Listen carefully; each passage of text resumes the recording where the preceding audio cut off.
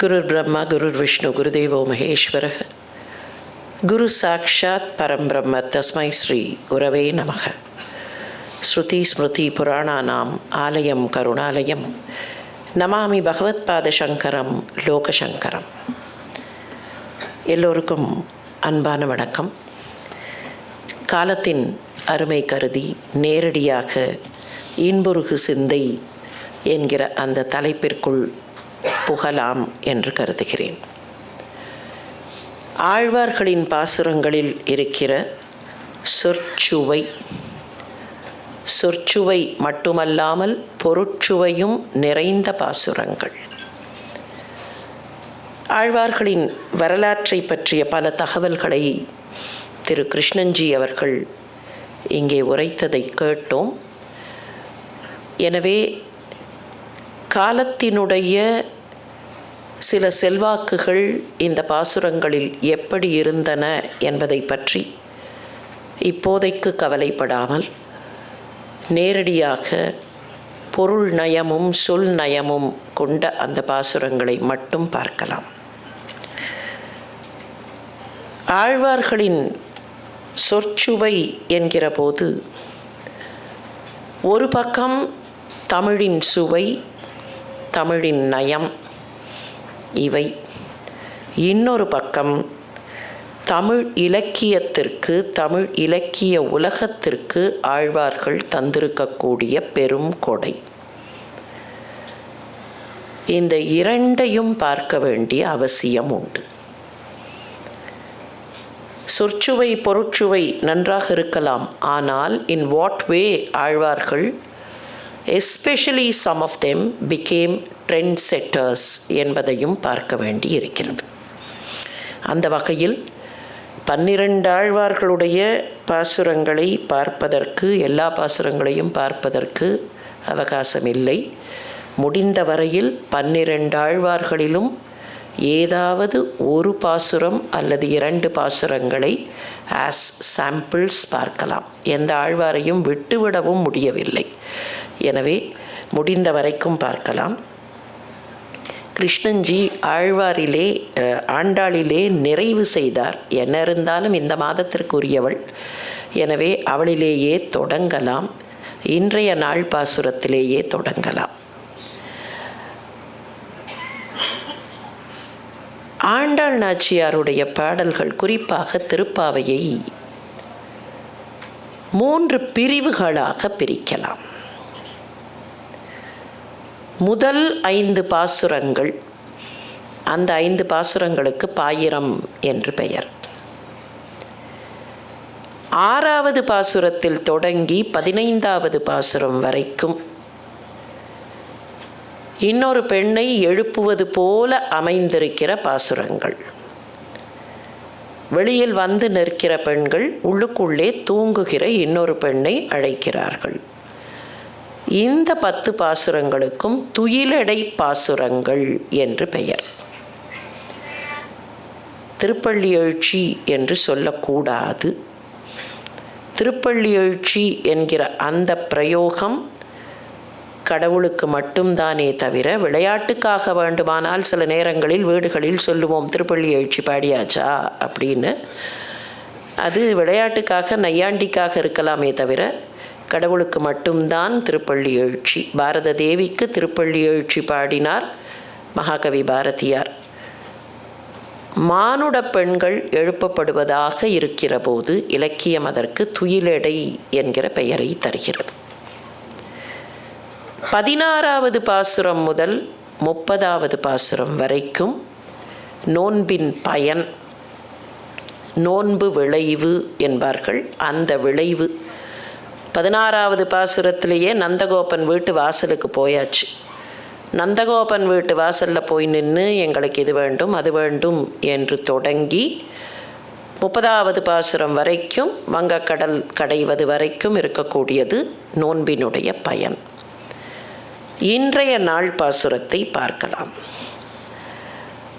இந்த பாசுரம் எல்லாருக்கும் தெரியும். புள்ளும் சிலம்பினகான் புள்ளரையன் கோயிலில் வெள்ளை வெளிசங்கின் பேரரவம் கேட்டிலையோ, பிளாய் எழுந்திராய் பேய்முலை நஞ்சுண்டு கள்ளச்சகடம் கலக்கழிய காலோச்சி. என்ன இருந்தாலும் அப்பாவுக்கு தப்பாத பொண்ணு. அது எப்படிங்கிறத பெரியாழ்வாரை பார்க்கும்போது பார்க்கலாம். கள்ளச்சகடம் கலக்கழிய கால் ஓச்சி.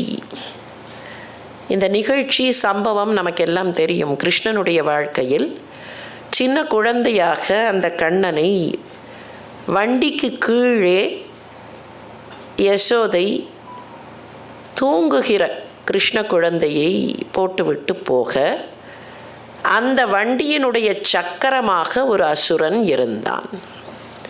இந்த குழந்தையை எப்போது இங்கே தனியாக விட்டுவிட்டு போவார்கள், உடனே அந்த குழந்தை மீது விழுந்து விடலாம் என்பது அந்த சக்கரத்தினுடைய திட்டம். இந்த குழந்தை என்ன பண்ணித்து, ஏதோ தூங்குற மாதிரி அம்மா கையில் ரொம்ப கனத்த உடனே குழந்தை கனக்கிறதுன்னு சொல்லி கொண்டு வந்து தூங்கிறதுக்கு, அந்த காலத்தில் வண்டி கட்டி கொண்டு போனால் வண்டிக்கு கீழே இருக்கிற அந்த நிழலில் யசோதை குழந்தைய தூங்க பண்ணிட்டு அந்த பக்கம் போனான். அந்த குழந்தை அம்மா அந்த இடத்த விட்டு நகர்கிற வரையில் தூங்குவது போல பார்த்து கொண்டிருந்தது. அம்மா அந்த பக்கம் போன உடனே கண்ணை திறந்தது. தூக்கத்துலேருந்து எழுந்திருக்கிற குழந்தை என்ன பண்ணும், கையை காலை உதச்சி அழும். இந்த குழந்தையும் கையை காலை உதச்சி அழுதுது. அதுக்கு தெரியும் வண்டி சக்கரம் இல்லை.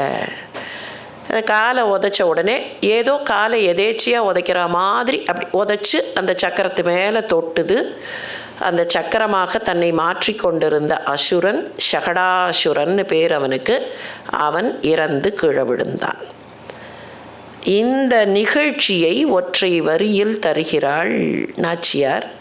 கள்ளச்சகடம் கலக்கழிய கால்வோச்சி. சாதாரணமாக அரசர்கள் கோல் ஓச்சினார்கள். செங்கோல் ஓச்சுவது, அரசர்கள் கோல் ஓச்சுவதுக்கு கோலோச்சுதல்.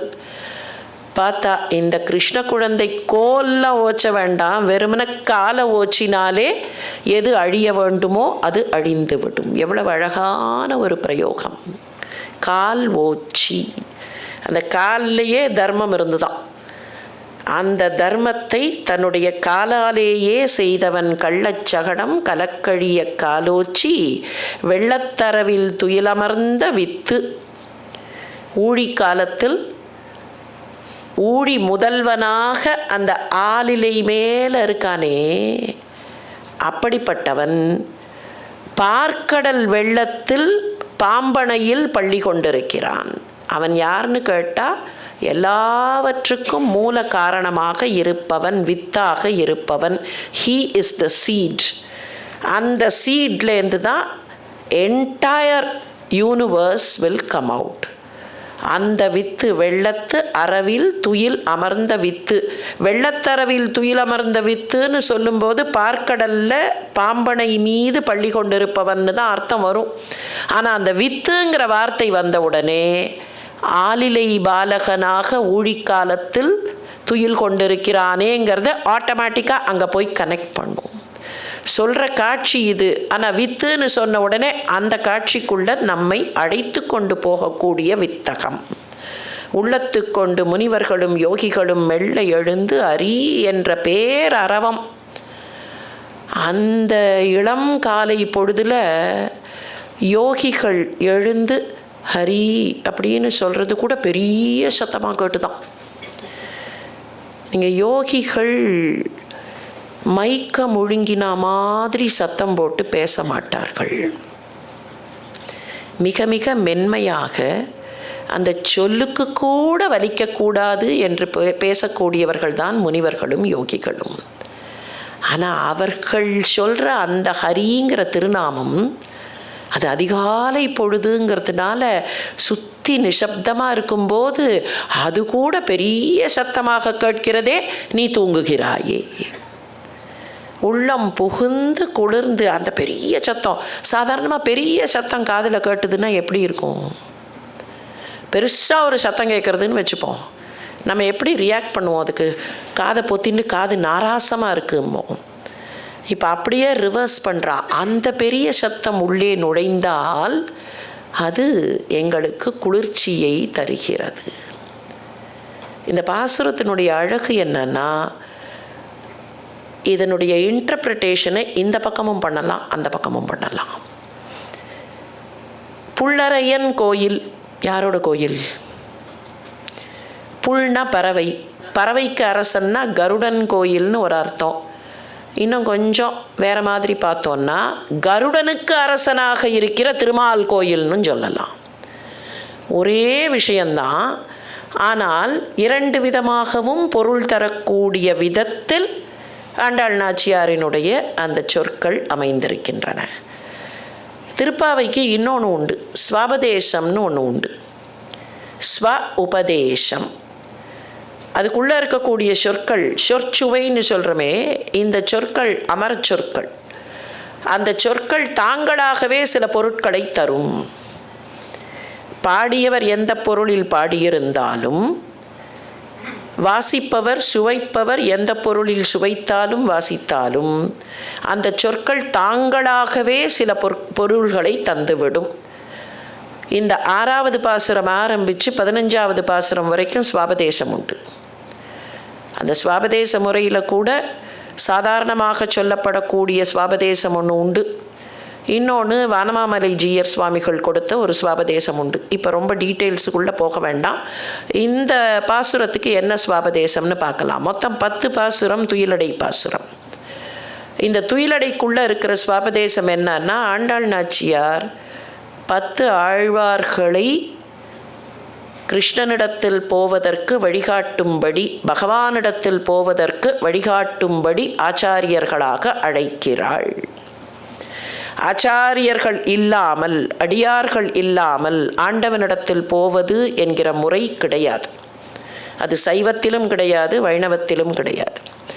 அடியார்களை பற்றித்தான் ஆண்டவனை அடிய வேண்டும். அப்படின்னா ஆச்சாரியர்களாக இருக்கிற ஆழ்வார்களை பற்றி கொண்டு ஆண்டவனை அடைய வேண்டும். ஆண்டாள் தான் நமக்கு ஆச்சாரியராக இருக்கிறத தவிர மிச்சம் இருக்கிற 10 ஆழ்வார்கள், 10 ஆழ்வார்கள்னு எப்படி கணக்கு வரும்? அவளையும் சேர்த்தா 11 தானே வருதுன்னா மதுரகவி ஆழ்வார் நம்மாழ்வாருக்குள் அடக்கம். அதனால் மதுரகவி ஆழ்வாருக்கு தனியாக கிடையாது 10 பாசுரங்கள். இந்த பாசுரம் யாரை ஸ்வாபதேசமாக உணர்த்துகிறது என்றால், ஆண்டாள் நாச்சியாரினுடைய திருத்தகப்பனாராக இருந்த பெரியாழ்வாரை உணர்த்தக்கூடிய பாசுரம்னு கணக்கு. இதுக்கு எங்கெல்லாம் அந்த சொற்கள் தாங்களாகவே சில உபதேசங்களை நமக்கு தருகின்றன. புள்ளரையன் கோயில், புள்ளரையன்கிறது கருடன். விஷ்ணு ரதோம்சம், ஆனி ஸ்வாதிஜம் விஷ்ணு ரதோம்சம்ங்கிறது தான் பெரியாழ்வாருக்கான ஸ்லோகம். ஆனி மாதத்து சுவாதி நட்சத்திரத்தில் தோன்றியவர், விஷ்ணு ரதமான கருடனின் அம்சமாக தோன்றியவர். அதனால் கருடனை குறிப்பிடுவது பெரியாழ்வாரை குறிப்பிடும். பிள்ளாய், பிள்ளைத்தனமாக இருந்தவர். ஸ்ரீவச்சன பூஷணம்னு ஒரு நூல் இருக்குது. அதில் ஒரு வரி வரும், அஞ்ஞானத்தினாலே அடிக்கழஞ்சு பெறும். இந்த பிள்ளைத்தனம்னா என்ன? பேதமைத்தனம். பிள்ளைத்தனம்னா a kind of ignorance, இன்னசென்ட்டாக இருக்கிற ignorance. பகவானுக்கு எங்கேயாவது கண்ணுப்படுமா? பகவானுக்கு கண்ணுப்படுமா? ஆனால் மதுரை மாநகரத்து வானவீதியில் அந்த பெருமாளை தரிசித்த உடனே பல்லாண்டு பல்லாண்டுன்னு யாரோ கண் திருஷ்டி போட்டுடுவார்கள்னு பல்லாண்டு பாடினாரே, அப்போ எவ்வளவு அஞ்ஞானம் அவருக்கு இருந்திருக்கணும். ஆனால் அந்த அஞ்ஞானம்தான் அவர்கிட்ட பெருசு. அந்த பிள்ளைத்தனத்தை கொண்டவர் பிள்ளாய். பேய்முலை நஞ்சுண்டு கள்ளச்சகடம் கலக்கழிய காலோச்சி வெள்ளத்தரவில் துயிலமர்ந்த வித்து, இதெல்லாம் கிருஷ்ணாவதார விஷயங்கள். கிருஷ்ணாவதாரத்தை அதிகமாக பாடியவர், தன்னையே யசோதையாக மாற்றிக்கொண்டு அந்த கிருஷ்ண குழந்தையை தொட்டிலில் போட்டு தாலாட்டியவர் பெரியாழ்வார். பிள்ளைத்தமிழ், பிள்ளைத்தமிழ்னு ஒன்று பின்னால் வரும். ஆழ்வார்கள் ஹவ் பீன் ட்ரெண்ட் செட்டர்ஸ் அப்படின்னு பார்க்குறோமே. இந்த பிள்ளைத்தமிழ்ங்கிறது பிற்காலத்தில் வந்த முழுமையான இலக்கியம், சிற்றிலக்கிய வகைகளில் ஒன்று. 96 வகை சிற்றிலக்கியங்களில் பிள்ளைத்தமிழ்ங்கிறது ஒன்று. அதனுடைய complete formation maybe around 12th or 13th century தான் பிள்ளைத்தமிழ்னா இந்த ஃபார்மேட்டில் இருக்கணும், 100 பாடல்கள் இருக்கணும். ஒரு குழந்தையினுடைய வளர்கிற பருவத்தை 10 பருவங்களாக பிரித்து ஒவ்வொரு பருவத்திற்கும் 10 பாட்டு. ஆண் குழந்தையாக இருந்தால் ஆண்பால் பிள்ளைத்தமிழ், பெண் குழந்தையாக இருந்தால் பெண்பால் பிள்ளைத்தமிழ். ஆண் குழந்தைக்கும் பெண் குழந்தைக்கும் கடைசி 3 பருவங்களில் வித்தியாசம் இருக்கும், அது வரைக்கும் ஒரு வித்தியாசம் இருக்காது. இது பின்னால் வர ஃபார்மேட். ஆனால் இதற்கு முன்னோடி யாருன்னு கேட்டால் பெரியாழ்வாரை சொல்லலாம். அந்த கிருஷ்ண குழந்தையை பார்த்து பார்த்து அம்மா எப்படி வளர்க்கும்போது அந்த குழந்தை தொட்டிலில் படுத்துன்னு இருக்கு. முதல்ல குப்புறத்துக்கவே இல்லை, தொட்டிலில் படுத்துட்டு இருக்கிற குழந்தை. அதுக்கப்புறம் கொஞ்சம் அப்படி எழுந்து உட்காருறது, அதுக்கப்புறம் அப்படியே அம்மா கண்ணை பொத்துறது, அதுக்கப்புறம் தத்தி தத்தி நடக்கிறதுக்கு முன்னால் உட்காருறது.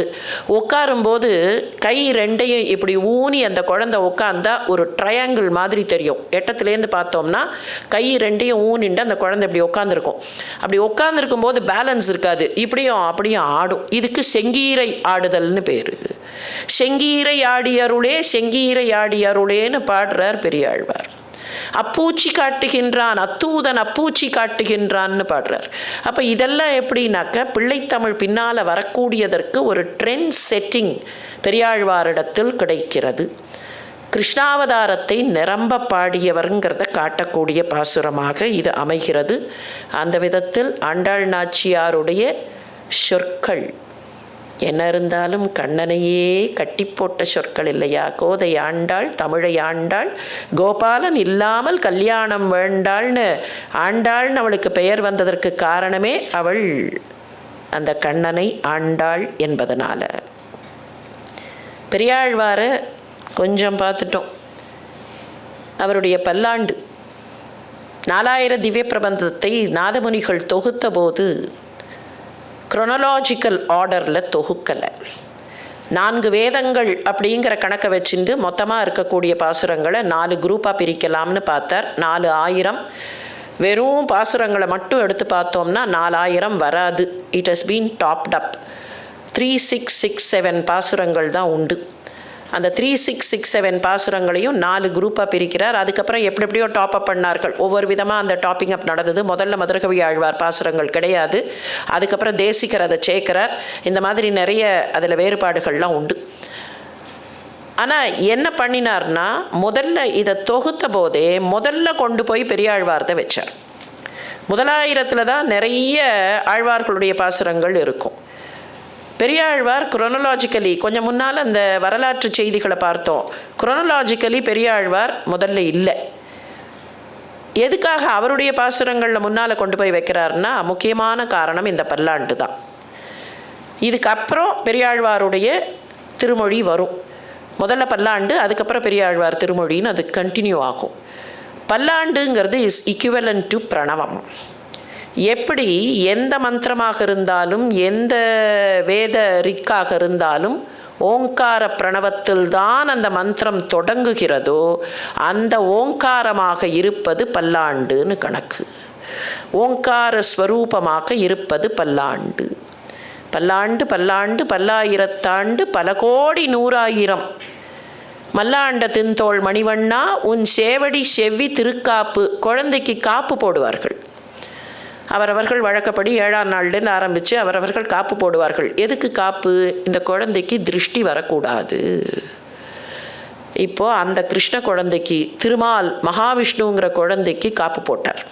அப்பா உனக்கு காப்பு போடுறேன், யாராவது கண்ணு போட்டுட்டா என்ன பண்ணுறது? அதுக்கப்புறம் என்ன சொல்கிறார் பாருங்கள், எப்படி பல்லாண்டு பாடுறார். உனக்கு பல்லாண்டு வெறும்னா ஒரு பல்லாண்டு இல்லை, பல்லாண்டு பல்லாண்டு பல்லாயிரத்தாண்டு பல கோடி 100,000. எத்தனை ஜீரோ போடுறதுன்னே தெரியல, அவ்வளோ போயிட்டே இருக்குது. அதுக்கப்புறம் அந்த அன்பு எப்படிப்பட்ட அன்பு? அடியோமோடும் நின்னோடும் பிரிவின்றி 1000 பல்லாண்டு. உனக்கு பல்லாண்டு சொல்கிறச்சே எனக்கும் பல்லாண்டு. நான் உனக்கு கைங்கரிய ஸ்வரூபனாக இருப்பேன்னு சொன்னால் எப்போதுமே நீயும் நானும் ஒன்றாகத்தான் இருக்க போகிறோம். நான் உன்னுடைய காலடியில் கிடக்கப் போகிறேன். அதனால் நம்ம பிரிஞ்சிடக்கூடாது. நான் பல்லாண்டு சொன்னேங்கிறதுக்காக நீ பாட்டுக்கு எங்கேயாவது புறப்பட்டு போயிடாத. அடியோமோடும் நின்னோடும் பிரிவின்றி 1000 பல்லாண்டு. அப்புறம் பெருமாள் கோச்சுன்ட்டா என்ன பண்ணுறது, எனக்கு மாத்திரம் பல்லாண்டு பாடினியே, என்னுடைய பரிவாரங்களுக்கு பாடவில்லையேனா. ஏன்னா பெருமாள் அந்த வேலையை அப்பப்போ பண்ணுவார். அவருடைய சங்கு சக்கரம் அதுக்கெல்லாம் அந்த பரிவாரங்களுக்கெல்லாம் இம்பார்ட்டன்ஸ் கொடுக்கலன்னா, பாகவதர்களுக்கு இம்பார்ட்டன்ஸ் கொடுக்கலன்னா அவருக்கு அந்த இம்பார்ட்டன்ஸ் பிடிக்காது. அதுக்காக வடிவாய் நின் வல மார்பினில் வாழ்கின்ற மங்கையும் பல்லாண்டு, வடிவார் ஜோதி வலத்துறையும் சுடர் ஆழியும் பல்லாண்டு, படைபோர் பூக்கு முழங்கும் அப்பஞ்சஜன்யம். போர்க்களத்தில், குருக்ஷேத்திர போர்க்களத்தில் முழங்கியது அந்த பாஞ்சஜன்யம் தானே, அந்த பாஞ்சஜன்யமும் பல்லாண்டு. எவ்வளவு அன்பு அந்த பல்லாண்டுங்கிற ஒரு வார்த்தைக்குள்ளே வந்து உட்கார்கிறது. இந்த பல்லாண்டில் ஒரு குறிப்பிட்ட பாசுரம் வார்த்தையை வைத்துக்கொண்டு எப்படியெல்லாம் ஆழ்வார்கள் விளையாடினார்கள். நெய்யிடை நல்லதோர் சோறும் நியதமும் அத்தாணி சேவகமும் கையடை காயும் கழுத்துக்கு பூணொடு காதுக்கு குண்டலமும் மெய்யிட நல்லதோர் சாந்தமும் தந்து என்னை வெள் உயிர் ஆக்கவல்ல பையுடையினாக பகை கொடியானுக்கு பல்லாண்டு கூறுதுமே. மொத்தத்தில் இந்த பாசுரத்துக்கு என்ன அர்த்தம்னா, நான் அவ்வளவு வெளுப்பான உயிர் இல்லை. இந்த வெளுப்பு கருப்புங்கிறத வெஸ்டர்ன் பெர்ஸ்பெக்டிவில் பார்க்கக்கூடாது. நம்முடைய பாரம்பரியத்தில் வெளுப்புன்னு சொன்னால் உள்ளம் தூய்மைன்னு அர்த்தம், ஆன்ம தூய்மை. கருப்புங்கிறது does not relate to the complexion of the individual, it relates to the வக்கரத்தனங்கள். என்னை வெள் உயிர் ஆக்க வல்ல, நான் இங்கே எல்லாத்துலேயும் உழண்டு இந்த லௌகீகத்திலேயே கிடக்கிறேன். இது கிடைக்குமா, அது கிடைக்குமா, பளபளப்பாக இருக்கா, எனக்கு பாப்புலாரிட்டி கிடைக்குமா, எனக்கு ஃபேம் கிடைக்குமா, என்னை எல்லாரும் பாராட்டுவார்களா, எனக்கு சல்யூட் அடிப்பார்களா, அத்தாரிட்டி கிடைக்குமா, பணம் கிடைக்குமா, இதுலேயே நான் சுற்றின்னு இருக்கேன். இந்த கருப்பிலிருந்து எனக்கு வேண்டியதை கொடுத்து மெல்ல என்னை ஆன்ம தூய்மைக்கு எடுத்துக்கொண்டு போகக்கூடிய பெருமாள். அதுதான் வெள் உயிர். நான் என்ன உயிர்னா, நான் வெள் உயிராக இருக்க வேண்டும். என்ன அழகான வார்த்தை, வெள்ளுயிர். எள்ளில் தான் சொல்லுவார்கள் வெள்ளை எள்ளு கருப்பு எள்ளுன்னு. நான் வெள் உயிராக இருக்க வேண்டும், வெள்ளுயிராக்க வல்ல. அதில் கூட எப்படியா அப்பாவும் பொண்ணும் சில விஷயங்களை எப்படி பார்த்தார்கள்ங்கிறது அந்த வார்த்தைகள்லேயே தெரியும். அவள் 27ஆம் நாள் கூடாரவல்லியில் ஒன்று சொல்ல போகிறாள். பால் சோறு மூட நெய் பெய்து முழங்கை வழிவாரன்னா. அம்மா, கையில் நெய் வழிகிற அளவுக்கு நெய்ன்னு சொன்னால் அந்த நெய் எந்த பதத்தில் இருந்திருக்கும்? பால் சோறு மூட நெய் பெய்து அதை எடுத்த உடனே கையில் அந்த முழங்கையில் நெய் வர வேண்டும். அவள் அப்படி சொன்னான். அவள் அப்பா எப்படி சொல்கிறார், நாமெல்லாம் சோறு போட்டு சோத்துக்கு நடுவில் தான் நெய் ஊற்றுவோம் இல்லையா? அவர் இல்லை, நெய்யிடை நல்லதோர் சோறு. எனக்கு அவ்வளவு வசதிகளையும் அவ்வளவு பெருமைகளையும் இந்த லௌகீகத்தில் எல்லாவற்றையும் தருகிற பெருமாள் இந்த லௌகீகத்திலிருந்து என்னை மேலே எடுத்து வெள்ளுயிர் ஆக்கவல்ல. சரி, அந்த கடைசி வரிய பாருங்களேன். பையுடையினாக பகை கொடியானுக்கு பல்லாண்டு கூறுதுமே. திருவாளர் பெரியாழ்வார் அவர்களே, இதை நேரடியாக சொன்னால் எங்களுக்கு புரியாதா? நாங்கள் இப்படியே மூக்கை தொடுறதுக்கே கஷ்டப்படுறோம், எங்களை இப்படி கையை சுத்த சொன்னால் நாங்கள் என்ன பண்ணுவோம்? நீங்கள் யாருக்கு பல்லாண்டு சொல்கிறீர்கள்? பெருமாளுக்கு பல்லாண்டு. அவர் யார்? கருடத்வஜன், அவ்வளவுதானே. கருடக்கொடியானுக்கு பல்லாண்டுன்னு சொல்ல வேண்டியது தானே. பின்னால் வந்த ஒருத்தர் சொன்னாரா இல்லையா, உத்திஷ்ட உத்திஷ்ட கோவிந்த உத்திஷ்ட கருடத்வஜ, அவ்வளவுதானே. இதை எதுக்கு இப்படி சுத்துகிறீர்கள்? பையுடை நாக பகை கொடியானுக்கு பல்லாண்டு.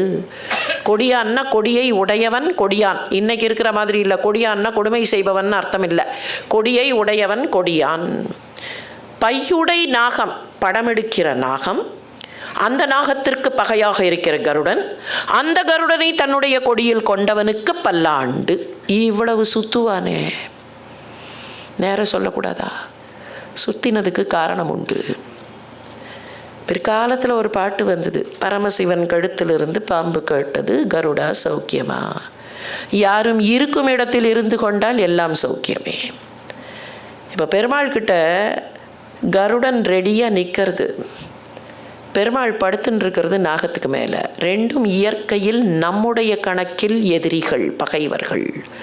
ஆனால் ரெண்டும் அவர்கிட்ட பேசாமல் இருக்கு. என்ன பொருள்? இதை ரொம்ப சாதாரண பெர்ஸ்பெக்டிவில் பார்த்தா, உலகத்தில் இன்பமும் துன்பமும் அருகருகேதாம் இருக்கும். எனக்கு இன்பம் மாத்திரம் இல்லை, துன்பம் வந்தால் அந்த துன்பமும் இறைவன் கொடுத்தது தான், இறைவன் எனக்கு கொடுத்த கொடைதான். இன்பமும் துன்பமும் எப்படி கருடனும் பாம்பும் பக்கத்தில் இருக்கோ அப்படித்தான் இருக்கும். மேடுன்னு ஒன்று இருந்தால் பக்கத்தில் பள்ளம் இல்லைன்னா மேடே இருக்காது. இது லௌகீகம் பெர்ஸ்பெக்டிவில். ஃபிலசாஃபிக்கல் பெர்ஸ்பெக்டிவில் பார்த்தா பகவான்கிட்ட எல்லாம் ஒன்று தான். பின்னால் விராதன் சொல்லுவான், நீ பார்க்கடலில் இருக்க, ஒன்றுத்துக்கு ஒன்று ஒத்து வராத பஞ்சபூதங்கள் உங்ககிட்ட மாத்திரம் எப்படி ஒத்து வருது? சாதாரணமாக என்ன பண்ணுவோம், எங்கேயாவது நெருப்பு பற்றி எரிஞ்சால் தண்ணியை கொட்டுவோம், அப்போ நெருப்புக்கு தண்ணி எதிரின்னு அர்த்தம். ஆனால் உங்ககிட்ட மட்டும் எல்லா பூதங்களும் அடங்கி போய் கிடக்கின்றனவேனா, சர்வமும் நீதான் அப்படிங்கும்போது உங்ககிட்ட எல்லாம் அடக்கம். அந்த ஒத்த வரியில் இங்கே இருக்கிற பெர்ஸ்பெக்டிவில் ஆரம்பித்து ஃபிலசாஃபிக்கல் பெர்ஸ்பெக்டிவ் வரைக்கும் போகக்கூடிய தன்மை. என்னதான் இருந்தாலும் முதலாழ்வார்கள் அவர்கள்தானே தொடக்கம். அந்த தொடக்கத்துக்கு போவோம். பொய்கை ஆழ்வார், இந்த பாசுரம் எல்லாருக்கும் தெரியும். வையம் தகழியா வார்கடலே நெய்யாக. இந்த ரெண்டு பாசுரம், பொய்கை ஆழ்வாருடைய பாசுரமும் பூதத்தாழ்வாருடைய பாசுரமும் ஒன்றுத்துக்கு ஒன்று கொஞ்சம் கான்ட்ரரியாக இருக்கும். இது வையம் தகழியா வார்கடலே நெய்யாகனும், அது அன்பே தகழியா ஆர்வமே நெய்யாக இன்புருகு சிந்தை. அந்த இன்புருகு சிந்தை தான் இங்கே வந்திருக்குன்னு நினைக்கிறேன் இன்றைக்கி தலைப்பா. ஒன்று வெளியில் இருக்கிற பொருட்களை எல்லாம் எடுத்து விளக்கேற்றுவது, இன்னொன்று உள்ளுக்குள்ளே இருப்பதையே எடுத்து விளக்கேற்றுவது. இதை சித்தாந்தத்தில் சொல்லும்போது பரபக்தி பரமபக்தி அப்படின்னு எல்லாம் பிரிப்பார்கள். இப்போ அந்த டீட்டெயில்ஸுக்குள்ளே போக வேண்டாம். வெளியில் இருக்கக்கூடிய பொருட்கள் அவற்றையெல்லாம் இறைவனாக பார்க்கிற தன்மை, அந்த தன்மை வந்தவுடனேயே அடுத்த ஸ்டேஜ் என்ன வரும்? பரஞானம் வரும். பரபக்தியிலிருந்து பரஞானம் வரும். வெளியில் இருக்கிறதெல்லாம் கடவுள்னு பார்க்கும்போது அந்த பக்குவம் வந்தாச்சுன்னா ஆட்டோமேட்டிக்காக அதுக்கு அடுத்தது உள்ளுக்குள்ளே அந்த இறைவனை அனுபவிப்பது. அந்த பக்குவமும் வந்தாச்சுன்னா எல்லா இடத்துலையும் கடவுள் கண்ணுக்கு தெரிவார். இதுதான் முதலாழ்வார்கள். ஒருத்தர் வெளியில் இருக்கிறதெல்லாம் வைத்து விளக்கேற்றினார், ஒருத்தர் உள்ளுக்குள்ளே இருக்கிறத வச்சு விளக்கேற்றினார். இந்த ரெண்டு பேரும் விளக்கேற்றினதை வச்சு மூணாவது இருப்பவர் நான் பார்த்து விட்டேன் அப்படின்னார். அந்த கொஞ்சம் கொஞ்சமாக எவல்யூஷன் ஆஃப் பரபக்தி, பரஞானம், பரமபக்தி, அதுதான் அந்த முதலாழ்வார்கள். வையம் தகழியாக வார்கடலே நெய்யாக விளக்கேற்றினாரா இல்லையா? அவர் ஒரு கேள்வி கேட்குறார் பாருங்கள். நான் முதலே சொன்ன மாதிரி எல்லா இங்கேயே செலக்டட் பாசுரம்னு சொன்னால் கூட அந்த செலக்டட் பாசுரங்கள்லேயும் எல்லாத்தையும் பார்ப்பதற்கான கால அவகாசம் இல்லை. இந்த மண்ணும் மலையும் மறிகடலும் மாருதமும் விண்ணும் விழுங்கியது மெய்யன்பர், எண்ணில் அலகளவு கண்ட சீராழியாய்க்கு அன்று இவ்வுலகளவு உண்டோ உன்வாய். ஒரு கேள்வி கேட்டார். எப்பா, உன்னை வாயை திறக்க சொன்னபோது 7-14 லோகமும் அதுக்குள்ளே தெரிஞ்சுதாமே, உண்மைதானா? கண்ணன் பதில் சொல்லி இருந்திருக்கணும், ஆமாம், உமக்கு என்ன சந்தேகம், நிஜமாவா 7-14 லோகமும் உள்ளே இருந்ததா? ஆமாம் இருந்தது. மண்ணும் மலையும் மறிகடலும் மாருதமும் அட்மாஸ்பியரும் சேர்ந்து தான் போயிருந்துருக்கணும். எல்லாம் சேர்த்து விண்ணும் விழுங்கியது. மண்ணில் இருக்கிற மலைனா மண்ணில் இருக்கிற நீர் எல்லாம் சேர்ந்து, மறிகடல், காற்று, நெருப்பு, வானம் எல்லாத்தையும் சேர்த்து முழுங்கிட்டியாமே. விழுங்கியது மெய் என்பர். எனக்கு முன்னால் வந்த ஆச்சாரிய பெருமக்கள் எல்லாம் சொன்னார்கள், நீ எல்லாத்தையும் விழுங்கிட்டேன்னு சொன்னார்கள். யசோதை வேற அதை தேடி பார்த்துட்டு நிஜமாவே வாய்க்குள்ளே 14 தெரிஞ்சுது அப்படின்னு யசோதை வேற அவள் ஃபர்ஸ்ட் ஹேண்ட் இன்ஃபர்மேஷன் வேற சொல்லிட்டா. இதெல்லாம் கரெக்டு. ஆனால் எனக்கு ஒரு சின்ன சந்தேகம். எண்ணில் அலகு அளவு கண்ட சீர் ஆழியாய். எண்ணி பார்த்தா இதனுடைய டைமென்ஷன்ஸ் என்ன? டைமென்ஷன்ஸ் எல்லாம் எண்ண ஆரம்பித்தா எவ்வளோ பெருசு, எவ்வளோ லெங்க்த்து, எவ்வளோ பிரெத்து, எவ்வளோ ஹைட்டு. நீ எடுத்து சாப்பிட்டது ஒரு சின்ன கவளம்னா ஏதோ டைமென்ஷன் சொல்லலாம். நீ எடுத்து சாப்பிட்டது இவ்வளோ மொத்தமுமா? இந்த மொத்தத்தையும் சாப்பிட்டியாமே. எனக்கு நீ மொத்தத்தையும் சாப்பிட்டதில் ஒன்றும் சந்தேகம் இல்லை, இவ்வளோ பெருசெல்லாம் நீ சாப்பிட்டதில் சந்தேகம் இல்லை. அப்படின்னா அன்னைக்கு உன்னோட வாய் எவ்வளோ பெருசாக இருந்தது? இப்போ கேள்வி அதுதான். எண்ணில் அலகு அளவு கண்ட சீராழியாய்க்கு அன்று இவ்வுலகளவும் உண்டோ உன் வாய்? இந்த 14 லோகத்து அளவுக்கு உன் வாய் பெருசாக இருந்தது.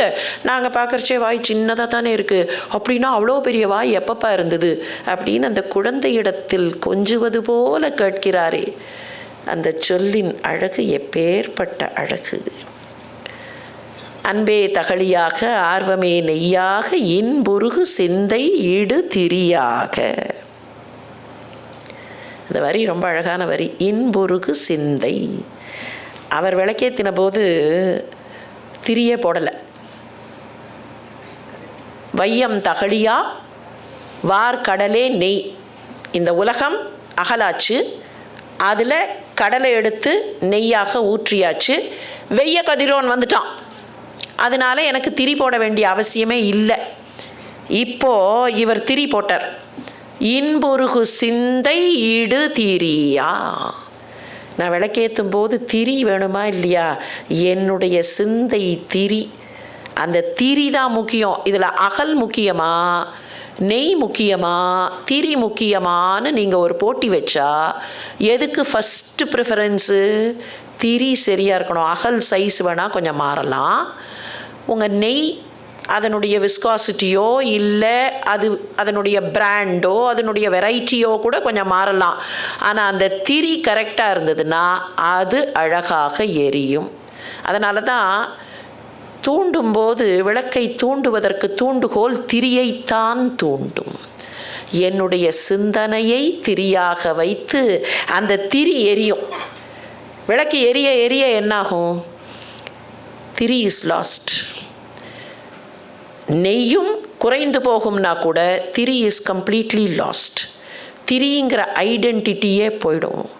உனக்கு நான் விளக்கேற்றி விட்டால் நான்கிற அந்த தனியான ஐடென்டிட்டி, அந்த அகங்காரம் வேண்டாம். என்னோட ஐடென்டிட்டி போய் நான் உன் காலடியில் கிடக்க வேண்டும். இன்புருகு சிந்தை இடு திரியா. மூணாமவர் பார்த்துட்டே என்னார். திருக்கண்டேன் பொன்மேனி கண்டேன், திகழும் அருக்கன் அணிநிறமும் கண்டேன், செருக்கிளரும் பொன்னாழி கண்டேன், புரிசங்கம் கை கண்டேன், என்னாழி வண்ணன்பால் இன்று. 3 பேர் நின்னார்கள். 4ஆமவர் யாருன்னு கேள்வி கேட்டால் 5 பேர்னார். இவர் தான் 4. எங்கே 4? இந்த கருப்பாவத்தர் இருக்கார் 4. அவரே என் கண்ணுக்கு தெரியணும்னா எப்படி தெரியும்? நீங்கள் இப்போ கற்பனை பண்ணி பாருங்கள், விஷுவலைஸ் பண்ணுங்கள் அந்த வார்த்தைக்குள்ளே இருக்கிற ஒரு ட்ராமாட்டிக்ஸை. 3 பேர், அவர்களுக்குள்ள இட நெருக்கடி. யாருன்னு தேடுகிறார்கள். 2 பேர் விளக்கேற்றியாச்சு. 3ஆமவர் பார்க்கிறார். இப்போ விளக்கேற்றின உடனே முதல்ல தெரிஞ்சிருக்கணும் கண்ணுக்கு 4ஆமவர். இவர் என்ன சொல்கிறார்? எனக்கு அவர் கண்ணுக்கு தெரியல, அவர் மேலே இருக்கிற வெளிச்சம் கண்ணுக்கு தெரிஞ்சுதுன்னார். ஒரு பொருள் மேலே வெளிச்சம் இருந்தால் தான் அந்த பொருள் நமக்கு கண்ணுக்கு தெரியும். அந்த பெருமாள் கண்ணுக்கு தெரியல. முதல்ல அவருடைய மார்பில் பளபளா பளபளா பளபளான்னு இருக்காளே அந்த மகாலட்சுமி, திருக்கண்டேன் பொன்மேனி கண்டேன், அவளுடைய வெளிச்சத்தினால் அருக்கன் அணிநிறமும் கண்டேன்.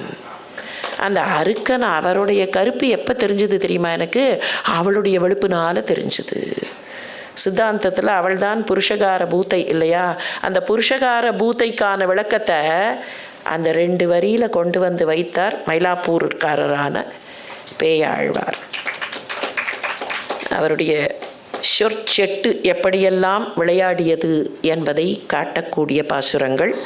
இப்போ அவற்றுக்குள்ளே போக முடியாது. பெருமாள் திருமொழி பாசுரங்களுக்கு கடைசியில் வரலாம். அதை கொஞ்சம் விட்டுட்டு இப்போ இவர்கிட்ட போகலாம். திருமழிசை ஆழ்வார் ட்ரெண்ட் செட்டர் அப்படிங்கிறதுல இந்த ஆழ்வார் ஒரு முக்கியமான ட்ரெண்ட் செட்டர். திருச்சந்த விருத்தம் நான்முகன் திருவந்தாதி. இன்றைக்கு நமக்கு கிடைத்திருக்கக்கூடிய மழிசைபிரானுடைய பக்திசாரருடைய பாசுரங்களில் இந்த 2 செட்டு தான். மிச்சதெல்லாம் காவேரியில் போயிட்டுதுன்னு கணக்கு. அவர் தூக்கி போட்டுட்டார். He was not bothered. வார்த்தையிலிருந்து என்ன பிரயோஜனம், மேனுஸ்கிரிப்டில் இருந்து என்ன பிரயோஜனம், மனசில் இருக்க வேண்டிய விஷயம் எதுக்கு வார்த்தையில் இருக்கணும்னு தூக்கி போட்டுட்டார்னு கணக்கு. திருச்சந்த விருத்தம் தங்கிவிட்டது. ஆனால் தமிழ் இலக்கியத்தில் சந்த வகை செய்யுள்களுக்கான முன்னோடி திருச்சந்த விருத்தம்தான். முதல்ல அந்த சந்தத்தை சீக்வன்ஸுக்கு ஏற்ப வைத்து பாடக்கூடிய தன்மையை மழிசைபிரான் தான் கொண்டு வந்தார்.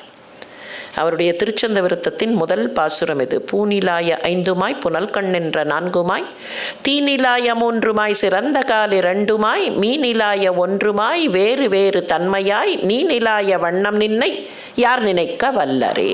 இதே சந்தம் தான் ரிப்பீட் ஆகிட்டே இருக்கும். சந்தத்தை நின்று நிதானமாக சுவைக்கக்கூடிய கால அவகாசம் இல்லை. ஆனால் this is a recap of the evolution of the பஞ்சபூதாஸ்.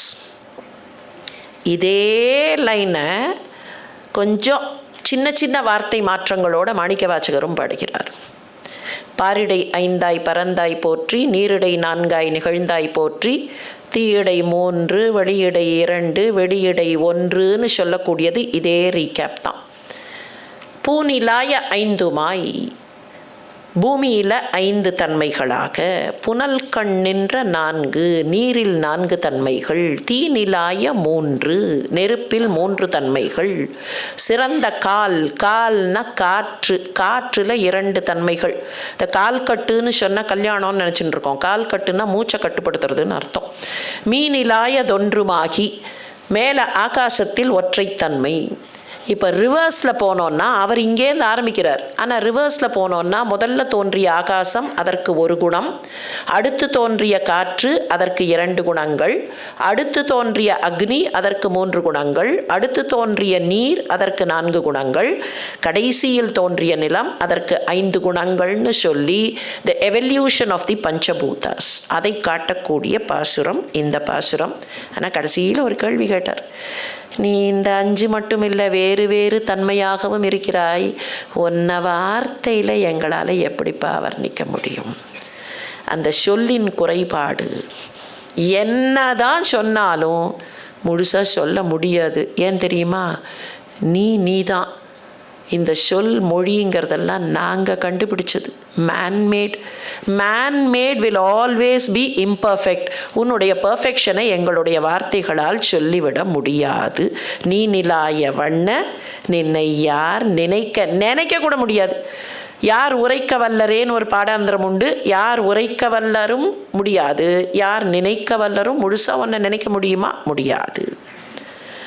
வார்த்தைகளை வைத்துக்கொண்டு மிக அற்புதமாக விளையாடியவர் மழிசைபிரான்.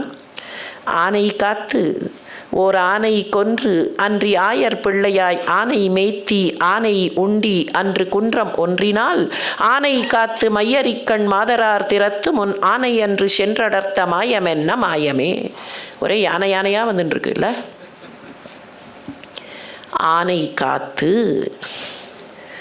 கஜேந்திரன் என்கிற யானையை காத்தவன், ஓர் ஆனை கொன்றவன் குவலையாபீடத்தை கொன்றவன், அன்றி ஆயர் பிள்ளையாய் ஆயர்பாடியில் குழந்தையாய் ஆனை மேய்த்தி அங்க பசுக்கூட்டங்களை எல்லாம் மேய்த்தவன் ஆனை மேய்த்தவன், நெய் உண்டி அந்த பசுவினிடத்திலிருந்து கிடைக்கக்கூடிய நெய்யையும் பாலையும் வெண்ணையையும் சாப்பிட்றதுக்கு என்ன பாடுபடுத்தி எத்தனை பானையை உடைச்ச ஆனை உண்டி அன்று குன்றம் ஒன்றினால் கோவர்தனத்தை தூக்கி ஆனை காத்து. இந்த இடத்துல ஆனை என்னன்னா யானை இல்லை, இது ஆக்களான உயிர்கள்.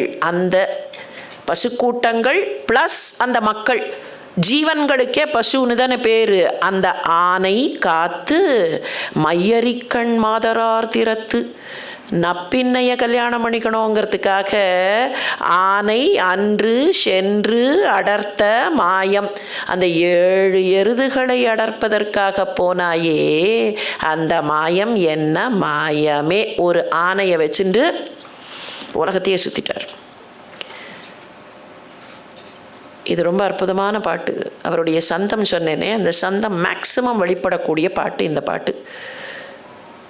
மழிசைபிரான் திருவரங்கத்திற்கு போனார். திருவரங்கத்திலே இருந்து அப்படியே காவிரிக்கரை ஓரமாக சில திவ்ய தேசங்களுக்கு போனார். அங்கேருந்து பொருணைக்கரைக்கு போய் பொருணைக்கரை திவ்ய தேசங்களை பாடிவிட்டு அதுக்கப்புறம் திரும்பி வந்து காஞ்சிபுரத்தில் செட்டில் ஆயிட்டார். இந்த திருவரங்கத்தை பற்றி பாடுறார். திருவரங்கம் யாரோட ஊர், இது யாரோட ஊர் அப்படின்னு கேட்டால் என்ன பதில் சொல்கிறது? இது ராமனோட ஊர்னர். இது ராமனுடைய ஊர், ரங்கநாத பெருமானுடைய ஊர். நான் ரங்கநாத பெருமானே அங்கேருந்து வந்தவர் தானே, அயோத்தியிலேருந்து வந்தவர் தானே, அதனால் இது யாருடைய ஊர்? இது ராமனுடைய ஊர்.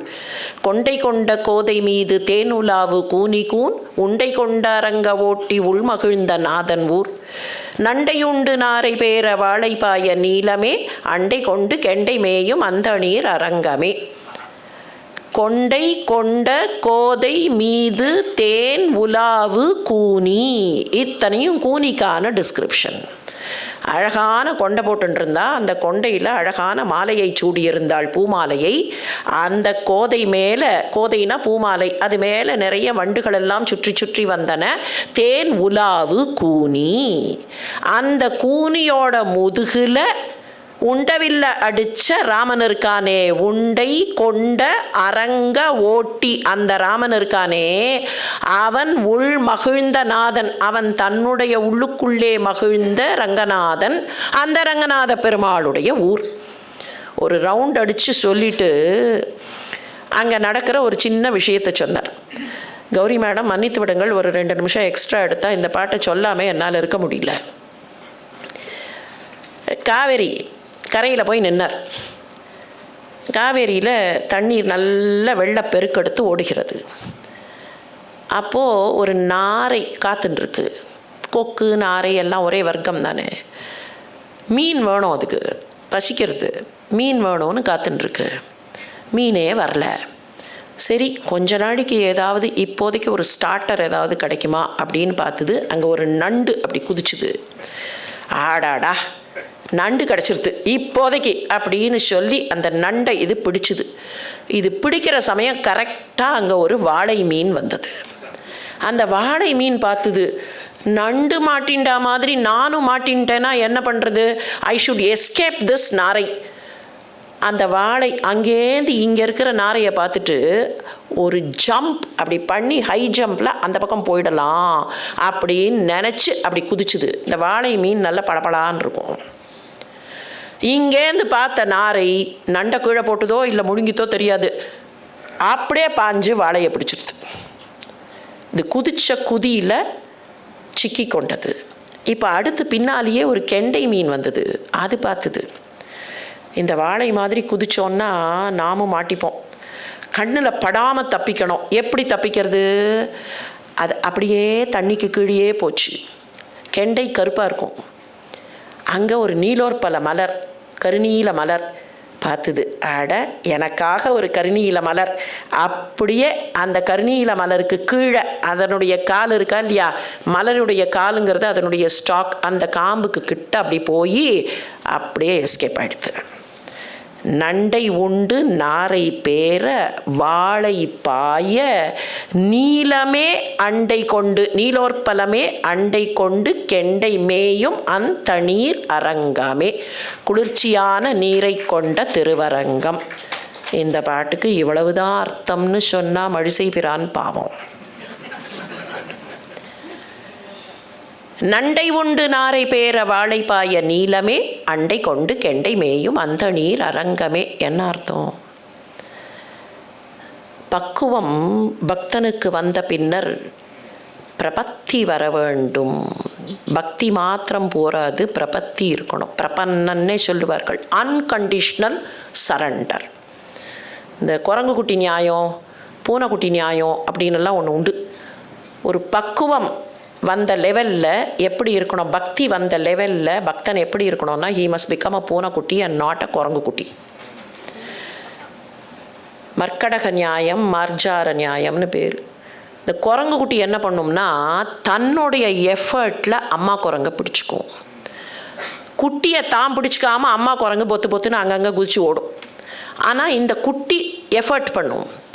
பூனை அப்படி இல்லை. பூனைக்குட்டி பாட்டுக்கு கிடக்கும். அம்மா போய் அந்த பூனைக்குட்டியை தூக்கின்னு போகும். இப்போ பக்தி வரைக்கும் நம்ம எஃபர்ட்டு உண்மையிலேயே அந்த பகவானிடத்தில் சரணடைந்து விட்டால் என்னை பக்தி பண்ணுறது மட்டும்தான் என்னோடய எஃபர்ட். அதுக்கப்புறம் என்னை காப்பாற்றணும்னு நினைக்கிறியோ, தூக்கி போட்டுட்டு போகணும்னு நினைக்கிறியோ, என்ன பண்ணுறியோ அது உன்னோட effort. I am not worried. நான் என்னுடைய முயற்சியில் தப்பிக்கலாம் இல்லை, இந்த வாழை என்ன பண்ணிட்டு என்னுடைய முயற்சியில் தப்பிக்கலாம். ஆனால் நீலோற்பல மலராக திருவரங்கத்தில் இருக்கக்கூடிய அந்த பள்ளி கொண்ட பெருமாளின் காலடியை பற்றி கொண்டால் அவன் என்னை காப்பாற்றுவான் அப்படின்னு நினைக்கிறது இருக்கே. நண்டை உண்டு நாரை பேர வாழைப்பாய நீலமே அண்டை கொண்டு கெண்டை மேயும் அந்த நீர் அரங்கமே. இந்த பாசுரத்தில் இன்னும் 2 ட்ரெண்ட் செட்டிங் இன்ஃபர்மேஷன் உண்டு. முதல் 2 வரியில் இருக்கிற இன்ஃபர்மேஷன் வால்மீகி ராமாயணத்தில் இல்லாத ஒரு செய்தி இது. கூனி முதுகில் ராமன் சின்ன குழந்தையா இருக்கும்போது உண்டைவில் அடித்தான் என்பது வால்மீகத்தில் கிடையாது. அதை முதல்ல சொன்னவர்கள் ஆழ்வார்கள், 2 ஆழ்வார்கள். ஒருத்தர் மழிசைபிரான், இன்னொருத்தர் நம்மாழ்வார். இந்த 2 பேர் சொன்னதை வச்சுண்டு தான் கம்பர் தன்னுடைய பாட்டில் இதை கொண்டு வரார். பண்டை நாள் ராகவன் பாணிவில் உண்டை உண்டதனை உண்ணுவாள். So this is some information. அப்போதைய தமிழில், அப்போதைய தமிழ் மரபில் இப்படி ஒரு செய்தி புழக்கத்தில் இருந்திருக்க வேண்டும். தொன்மம், தொல்கதை, என்ன பெயர் வேண்டுமானாலும் சொல்லுங்கள், மக்கள் மத்தியில் இருந்த நம்பிக்கை. இன்னொன்று இந்த சந்தம். இந்த சந்தத்தை மறுபடியும் சொல்லி பாருங்கள். ஃபுல்லாக கூட வேண்டாம், ஏன்னா ரொம்ப நாடியாகும். இந்த லாஸ்ட் 2 லைன், நண்டையுண்டு நாரை பேர வாழைப்பாய நீலமே அண்டை கொண்டு கெண்டை மேயும் அந்த நீர் அரங்கமே. நண்டையுண்டு நாரை பேர வாழைப்பாய நீலமே அண்டை கொண்டு கெண்டை மேயும் அந்த நீர் அரங்கமே. அச்சமில்லை அச்சமில்லை அச்சமென்பதில்லையே நண்டையுண்டு நாரை பேர வாழைப்பாய நீலமே அண்டை கொண்டு கெண்டை மேயும் அந்த நீர் அரங்கமே. பாரதியார்கிட்ட வந்த சந்தம் இதுதான். சரி, அவர்கிட்ட மட்டும்தான் வந்ததா? திருச்சியிலிருந்து புறப்பட்டு வேதாரண்யம் கடற்கரைக்கு உப்பு சத்தியாகிரக பயணம் போன போது பாரதியார் உயிரோடு இல்லை. பாரதியின் பாடல்களை பாடிக்கொண்டே போனார்கள். அப்போ ராஜாஜி வருத்தப்பட்டாராம். அட பாவி பாரதி, நீ உயிரோடு இல்லையே, இன்னும் கொஞ்சம் பாட்டு பாடியிருந்தேன்னா இன்னும் கொஞ்சம் களைப்பு தெரியாமல் இன்னும் நிறைய பாட்டெல்லாம் பாடி இருந்திருப்போமேனாராம். அப்போது ஒரு குரல் எழுந்தது, நண்டையுண்டு நாரை பேர வாழைப்பாய நீலமே கத்தியின்றி ரத்தமின்றி யுத்தம் ஒன்று வருகுது அண்டை கொண்டு கெண்டை மேயும் அந்த நீர் அரங்கமே. அதே சந்தம். தமிழ் இலக்கியத்திற்கு மிக அற்புதமான சந்தத்தை கொடுத்த ட்ரெண்ட் செட்டர் திருமழிசைபிரான். இதே சந்தம்தான் ஒரு சின்ன அந்த சீக்வன்ஸுக்கான ஒரு சின்ன மாற்றத்தோட உறங்குகின்ற கும்பகன்ன உங்கள் மாய வாழ்வெல்லாம் இறங்குகின்றதின்று காண் எழுந்திராய் கரங்கு போல விற்பிடித்த கால தூதர் கையிலே நண்டையுண்டு நாரை பேர வாழைப்பாய நீலமே அண்டை கொண்டு கெண்டை மேயும் அந்த நீர் அரங்கமே. அதேதான். அவருடைய நடந்த கால்கள் நொந்தவோ எல்லாருக்கும் நன்றாக தெரிந்த பாசுரம். கிடந்தவாறு எழுந்து இருந்து பேசு. நாம் என்ன சொற்சுவையை அனுபவிப்பது, பெருமாளே அந்த வார்த்தையை பார்த்து அனுபவிச்சிருக்கார். கிடந்தவாறு எழுந்துன்னுட்டார். குடந்தையில் இருக்கக்கூடிய பெருமாளை அவர் எழுந்துட்டார். அடடா, பெருமாளை போய் எழுந்திருக்க சொல்லிட்டோமே, பாவம் தூங்கின்னு இருக்காரேன்னு நினச்சி இருந்துன்னார். இப்போ இருக்கிறதா எழுந்திருக்கிறதா? இந்த இருந்துங்கிற வார்த்தையை தமிழ்நாட்டினுடைய மையப்பகுதியில், கிழக்கு மையப்பகுதியில் பயன்படுத்துகிற வார்த்தை. நீங்கள் இப்போவும் செட்டிநாட்டுக்கு போனால் இருங்கம்பார்கள், உட்காருன்னு அர்த்தம். அப்போ எழுந்து இருந்து, நான் இப்போ உட்காருறதா எழுந்துக்கிறதா படுத்துக்கிறதா ஒன்றும் புரியலையே, கன்ஃபியூஸ் பண்ணிட்டாரே. அவர் என்ன பண்ணாராம், அப்படி எழுந்தவர் அப்படியே இருந்து விட்டார். அதனாலேயே அவருக்கு உத்தனன் சாயி இல்லைன்னா உதான சாயி அப்படின்னு பேர். நீங்கள் இந்த சயன திருக்கோலம் கொஞ்சம் வித்தியாசமாக இருக்கும். அப்படி கண்ணை கொட்டுன்னு கொட்டிண்டு அப்படி எழுந்திருக்கிற மாதிரி அந்த ஸ்டைலில் இருப்பார். முழுசாக பள்ளி கொண்ட கோலம் இல்லை. விப்ரநாராயணர் அவருடைய சொல், பச்சைமா மலை போல் மேனி பவளவாய் கமலச்சங்கண் அச்சுதா அமரர் ஏரே ஆயர்தம் கொழுந்தே. நந்தவன கைங்கரியம் பண்ணவர் இல்லையா, அதனால் பூக்கொடலை தொங்குறது கையில். இச்சுவை தவிர யான் போய் இந்திரலோகம் ஆளும் அச்சுவை பெறினும் வேண்டேன். என்ன வார்த்தைகள்! இந்த வார்த்தைகளுக்கெல்லாம் வியாக்கியானமே தேவையில்லை. இந்த சுவை உன்னை பார்த்து உன்னை சேவித்து உன்னையே சேவித்து கொண்டிருக்கிற இந்த சுவையை காட்டிலும் எனக்கு அந்த சுவை வேணுமா? ஊரிலேன் காணி இல்லை உறவு மற்றொருவர் இல்லை பாரில் நின் பாதமூலம் பற்றிலேன் பரமமூர்த்தி. விரதம் பாடினார். அதில் ஒரு வார்த்தை வரும். இந்த வார்த்தைக்குள்ளே எவ்வளவு அழகு! காரொளி வண்ணனே என் கண்ணனே. அது என்ன காரொளி வண்ணனே? கார் வண்ணனேன்னு சொன்னால் புரியும் இல்லையா? சாதாரணமாக பெயர் வைக்கும்போது அப்படித்தானே கார் வண்ணனேன்னு பெயர் வைக்கிறார்கள் இல்லையா? காரொளி வண்ணனேனா ஒரு சின்ன வித்தியாசம் பண்ணார் பாருங்கள். இதை ஆண்டாள் வேறு மாதிரி பண்ணா. ஊழி முதல்வன் உருவம் போல் மெய் கருத்துன்னா, நீ உருவத்தில் தான் கருப்பு, அந்த கண்ணனுக்கு இருக்கிற ஒரு தயாளம் கருணை உனக்கு கிடையாது. அது அவ சொன்னது. இங்கே இவர் சொல்கிறார் கார் வண்ணனேன்னு சொல்லலை, கார் ஒளி வண்ணனே. ஒரு மேகத்துக்கு எப்போ மரியாதை? நீர் கொண்ட மேகம் மாத்திரம் இல்லை, அந்த நீரை பொழிகிற பக்குவம் வந்த மேகத்துக்கு தான் மரியாதை. ஆங்கிலத்தில் there is a silver lining அப்படிம்பார்கள். What is that silver lining? வெறுமன சூழ் கொண்ட மேகம் சில்வர் லைனிங் இல்லை, அது கனங்கரேல்னு இருக்கும். எப்போ மழையை பொழிய போகிறதோ அப்போ அதுக்குள்ளே எலக்ட்ரிசிட்டி வில் கெட் ஜெனரேட்டட். அதை சுற்றி அப்படியே ஒரு பளபளப்பு, அதுதான் அப்புறம் மின்னலாக வெட்டும், அப்புறம் இடியாக இடிக்கும். அந்த சில்வர் லைனிங் வந்தால் அந்த கார் மேகத்திலும் ஒளி உண்டு. கிருஷ்ணா, நீ வெறும் கார் மேகம் இல்லை, எங்களுக்கு மழையை பொழியக்கூடிய ஒளி கொண்ட கார் மேகம். கார் ஒளிவண்ணனே, காரொளி வண்ணனே என் கண்ணனே, கலங்குகின்றேன் ஆருளர் கலைகண் ஐயா அரங்கமா நகருளானே. வேதநூல் பிராயம் 100 மனுஷர்தாம் புகுவரேனும் பாதியும் உறங்கி போகும். அவர் போட்ட பேலன்ஸ் ஷீட். நீங்கள் பேலன்ஸ் ஷீட் எப்போவுமே டேலி ஆகணும் இல்லையா? எனக்கு தெரியாது, ஃபினான்ஸை பற்றிலாம் எனக்கு தெரியாது. ஆனால் பேலன்ஸ் ஷீட்னால் டேலி ஆகிடணும்.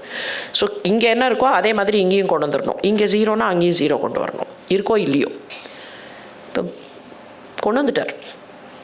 100 இருக்குது என்கிட்ட பேலன்ஸ். என்ன? என்னுடைய வயசு 100. எனக்கு இருக்கக்கூடிய ஆவரேஜ் மேக்சிமம் லைஃப் ஸ்பேன் வேதம் சொன்னது படிக்கு 100 ஆண்டுகள். அதில் என்ன ஆச்சுனார்? ஒரே ஜம்ப்பு 50 காணாமல் போகிறதா? இல்லை, ஒரே ஜம்பில் 50 காணாமல் போச்சு. மனுஷர்தாம் புகுவரேலும் பாதியும் உறங்கி போகும். 100ல் 50 என்ன பண்ணுறோம்? தூங்கியே கழிக்கிறோம். நமக்கும் கும்பகர்ணனுக்கும் என்ன வித்தியாசம்னு தெரியல. சரி, மிச்சம் 50 இருக்குது. அந்த 50ல் நின்றதில் 15 ஆண்டு. மிச்சம் இருக்கிற 50ல் ஒரு 15 வருஷம் என்னன்னா சின்ன குழந்தை, ஒன்றும் தெரியாது, விவரம் புரியாத வயசு, இப்போ தான் வளர்கிற பருவம், பாலகன், பேதை பாலகன் அதாகும். 15 போச்சு. இப்போ மிச்சம் 35 இருக்குது. அந்த 35யாவது ஒழுங்காக வாழறோமா?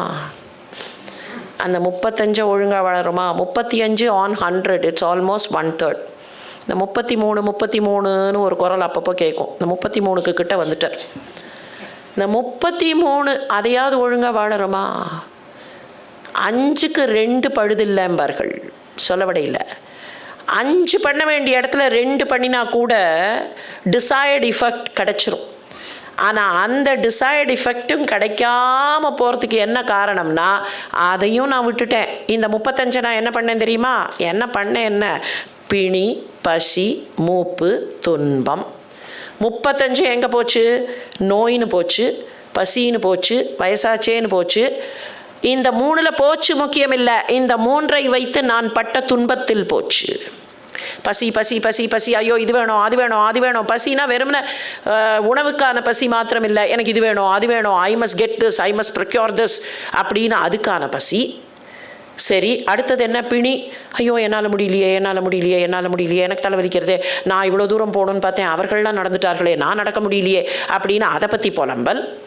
அதுக்கப்புறம் வயசாகி போச்சு, இப்போ என்ன பண்ணுறது, பகவான் ஒரு 20 years will he not set the clock back அப்படின்னு மூப்பை பற்றி புலம்பல். இப்படியே போய் ஆதிசங்கரர் கேட்டாரே, பரே பிரம்மணி கோபின சக்தக, அந்த மாதிரி எதுக்குமே நேரம் இல்லாமல் போச்சு. சொல்லவே இல்லை பாருங்கள், அவர் பேலன்ஸ் ஷீட்டை கம்ப்ளீட்டே பண்ணல.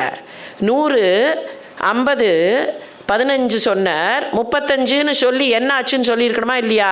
அதுதான் போயிடுது. அப்புறம் சொல்லி என்ன பிரயோஜனம், ஒன்றும் இல்லாததை சொல்லுவானே. ஆதலால் பிறவி வேண்டேன் அரங்கமா நகருளானே. பிறவி மோசங்கிறதுனால இல்லை, இந்த பிறவியை நான் பயன்படுத்த தெரியாமல் வீணடிக்கிறேனே, ஆதலால் பிறவி வேண்டேன்.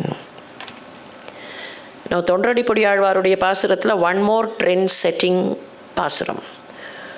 குரங்குகள் மலையை நூக்க குளித்துத்தாம் புரண்டிட்டோடி தரங்க நீர் அடைக்கலுற்ற சலமிலா அணிலம் போலேன். இந்த அணில் கதை ஒன்று உண்டா இல்லையா ராமாயணத்தில்?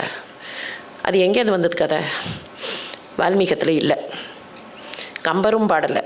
வால்மீகத்துலையும் இல்லை, கம்பர் பாடலை.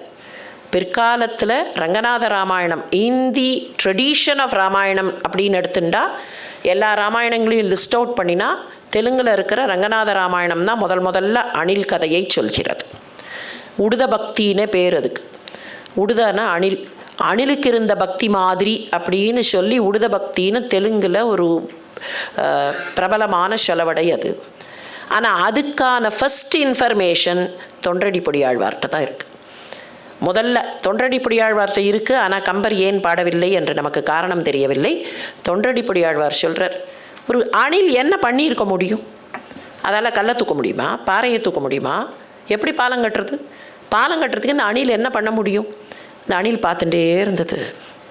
இந்த குரங்கெல்லாம் பெரிய பெரிய பாலையை தூக்கின்னு வந்து போடுறதே, குரங்கெல்லாம் மலையை தூக்கின்னு வந்து போடுறது. But I must do something.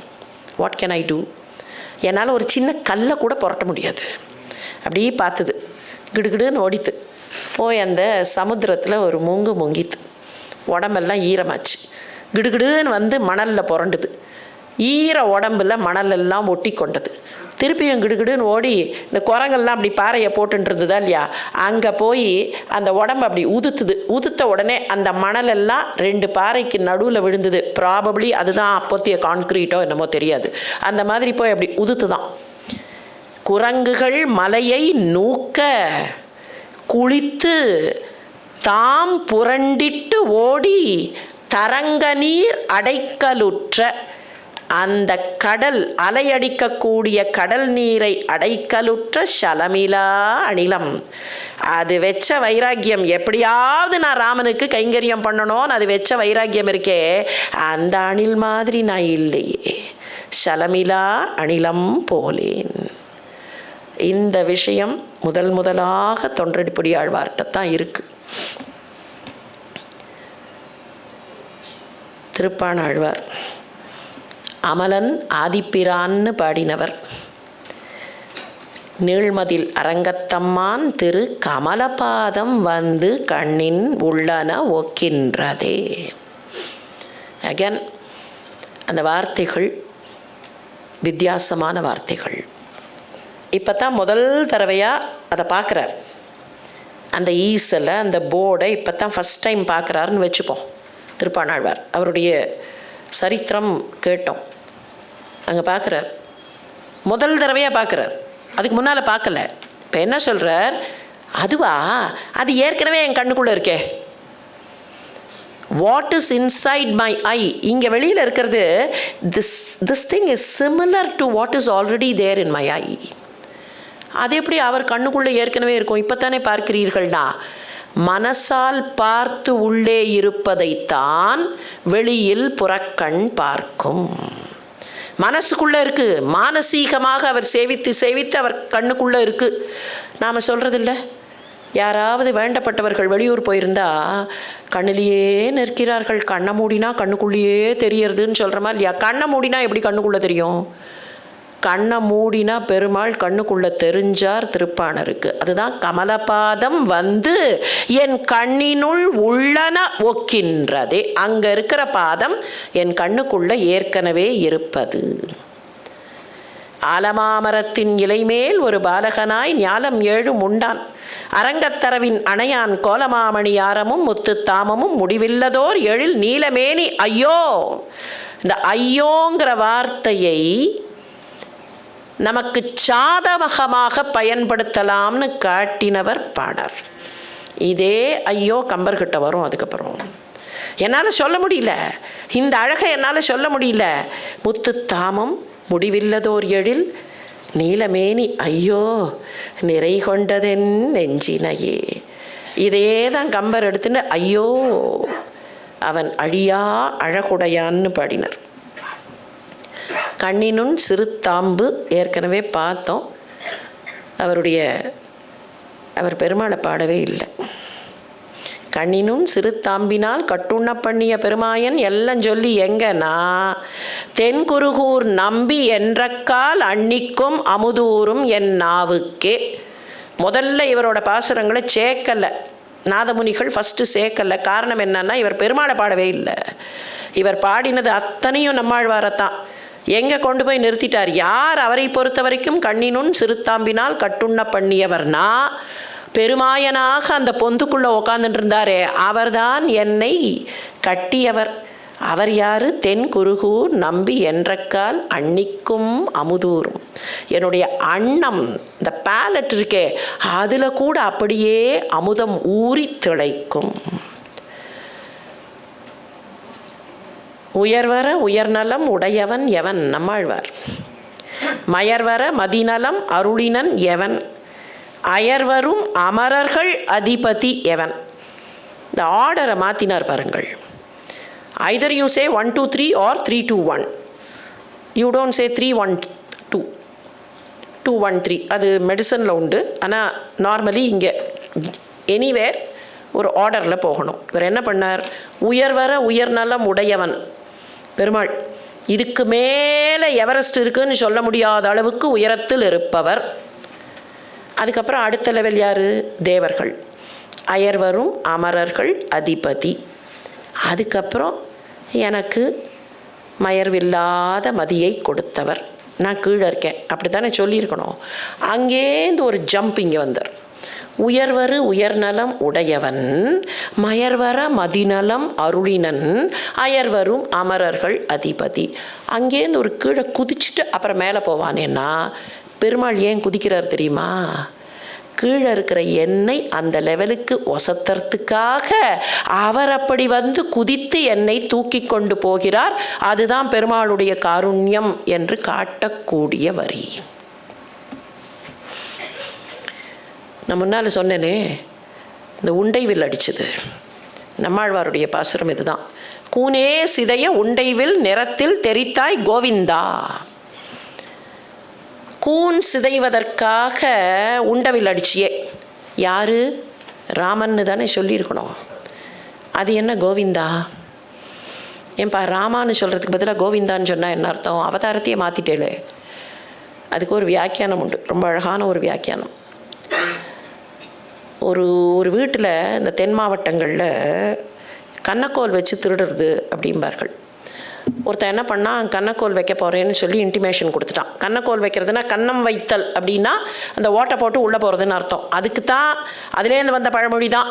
நீங்கள் கன்னம் வைக்கக்கூடாது, யாரும் கன்னம் வைக்கக்கூடாது, கப்பலே கவிழ்ந்தாலும் கன்னத்தில் கை வைக்கக்கூடாதுன்னா கன்னத்தில் அந்த மாதிரி திருடக்கூடாதுங்கிறதுக்கு வந்த பழமொழி. நாம் ரொம்ப அழகாக கொண்டு வந்து இங்கே வச்சுட்டோம். அதை மொத்தம் கன்னம் வைக்கிறதுக்கு பிளான் பண்ணிட்டான், இன்ஃபர்மேஷன் கொடுத்துட்டான், உங்கள் வீட்டில் கன்னம் வைக்க போகிறேன்னு. ஆனால் என்ன ஆச்சு? கன்னம் வச்சு உள்ளே நுழைஞ்சான். உள்ளே நுழையிறச்சே அந்த ஷவர் இடிஞ்சு அவன் மேலேயே விழுந்துருத்து, முதுகில் ஸ்பைனல் இன்ஜுரி.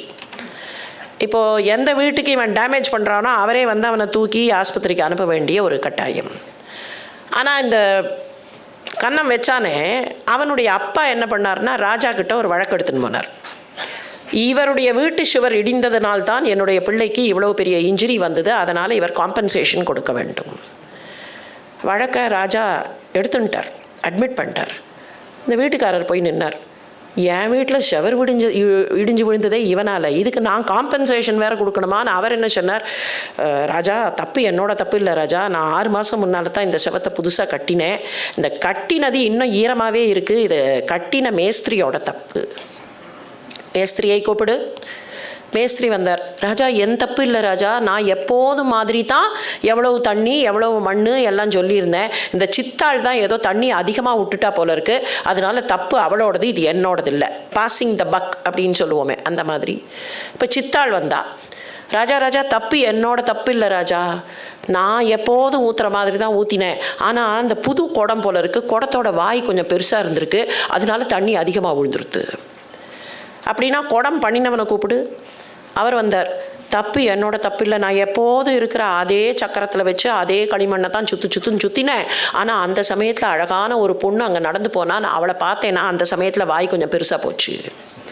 அப்போ அந்த பெண்ணை கூப்பிடு. அவள் வந்தா. தப்பு என்னோடது இல்லை, நான் அந்த பக்கம் போயிருக்கேனா, இது வரைக்கும் இன்றைக்கி அது போயிருக்கேனா, அன்றைக்கி ஒரு நாள் தான் போனேன். என்ன காரணம்னா, நான் துணி வெளுக்கிறதுக்கு கொடுத்துருந்தேன், அவர் திருப்பி கொண்டாந்து துணியை கொடுத்துருவார்னு பார்த்தேன், அவர் அன்றைக்கி கொடுக்கல, என்ன ஆச்சுன்னு கேட்கறதுக்காக போனேன். அதனால் அந்த சலவை தொழிலாளியின் தவறு. சலவை தொழிலாளியை கூப்பிடு. நான் துணியை வழக்கமாக துவைச்சி கரெக்டாக கொடுத்துருவேன். அன்றைக்கின்னு பார்த்து துணி துவைக்கிற கல் மேலே ஒரு சமணத்துறவி உட்காந்துட்டு இருந்தார் நிஷ்டையில். அவரை எழுப்ப முடியாமல் காத்துட்டே இருந்தேன், என்னால் துணி துவைக்க முடியாமல் போயிடுது. அப்படின்னா அந்த துறவியை கூப்பிடு. அவர் வந்து உட்கார்ந்தார். அவர் நிஷ்டையில் இருந்தார். வந்து உட்காந்தாரா, தூக்கின்னு வந்து வைத்தார்கள். அவர் பதிலே சொல்லலை. அவர் தான் நிஷ்டையில் இருக்காரு. நீர் தான் இதற்கு காரணமா? பதிலே வரல. இப்போ ராஜா சொன்னாராம், இவர்தான் மௌனம் சம்மதத்திற்கு அறிகுறி என்பதனால் இவர்தான் குற்றம் செய்தார் என்பது உறுதியாகிறது. போம் பழியெல்லாம் அமணந்தலையோடே என்னுமா போலே யார் பழியாயினும் கிருஷ்ணன் தலையோடே. ராமன் ஏதாவது பண்ணினா கூட என்ன வழக்கம் தெரியுமா? எல்லா பழியையும் தூக்கி அந்த கண்ணன் மேலே போடுறது தான் வழக்கம். பூனே சிதைய உண்டைவில் நிறத்தில் தெரித்தாய் கோவிந்தா. அவருடைய வார்த்தைகள் எவ்வளவு அழகு. வந்தாய் போலே வாராதாய், வாராதாய் போல வருவானே. பகவானே, நீ வந்த மாதிரி இருக்கும், வந்துட்டேன்னு நாங்கள் நினச்சிட்டு இருப்போம், வந்திருக்க மாட்டேன். நீ வரலேன்னு நினச்சிட்டு இருப்போம், எப்படியோ வந்து எங்களை காப்பாற்றியிருப்ப. வந்தாய் போலே வாராதாய், வாராதாய் போல் வருவானே. இதை கம்பர் அப்படியே எடுத்து கையாழ்வார். எக்ஸாக்ட்லி த சேம் கம்பர் எடுத்து கையாழ்வார்.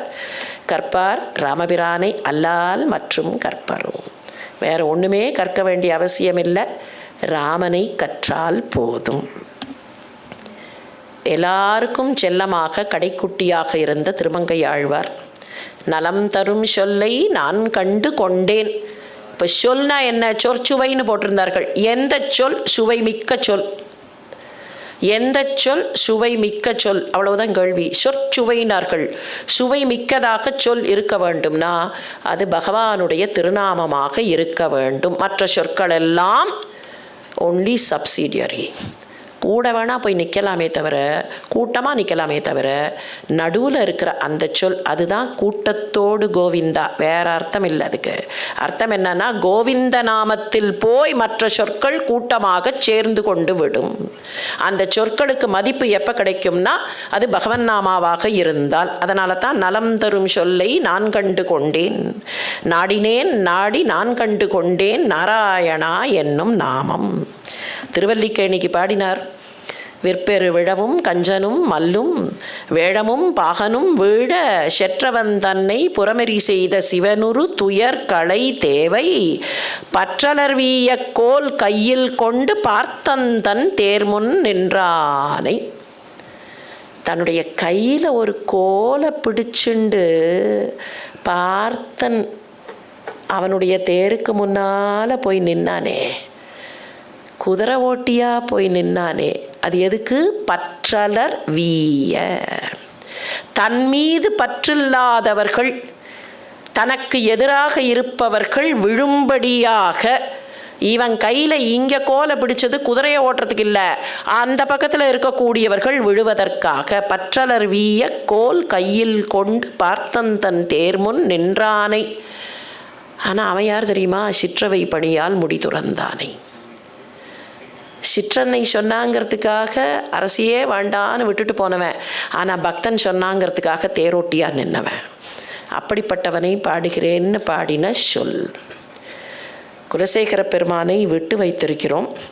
ஒரே ஒரு பாட்டு அந்த குலசேகர பெருமானுடைய பாடலை பார்க்கலாம். குலசேகர பெருமான் தான் நான் ஏதாவதாக இருக்க வேண்டும் அப்படின்னு கேட்டவர். கைங்கரியத்தினுடைய உச்சம் அது. அவர் லிஸ்ட்டு போட்டுட்டே போனார்.